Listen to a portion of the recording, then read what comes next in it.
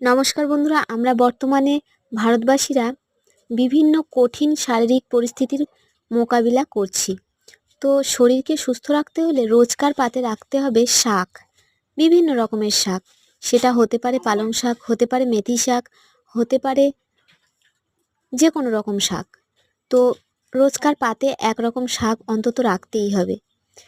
এক্ষেত্রে আমি বলবো, আমি তো কোনো ডাক্তার নই, তবে আমি যেটা শুনেছি মা ঠাকুমাদের কাছ থেকে, যে সজনে পাতা কিন্তু ভীষণ উপকারী একটি শাক, যেটা যে কোনো রকম তরকারিতে, সেটা ভাজাও হতে পারে কিংবা ঝোল, যে কোনো রকম তরকারিতে এটা মাত্র কিছুটা, কয়েকটা মাত্র পাতা রোজকার পাতে রাখুন, দেখবেন শরীর অনেক সুস্থ থাকবে।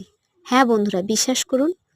তবে আপনি এটা পাল্টে পাল্টেও রাখতে পারেন, যেমন মাসের মধ্যে 4টে সপ্তাহে 4 রকম শাক রাখলেন পাল্টে পাল্টে, তো সেটা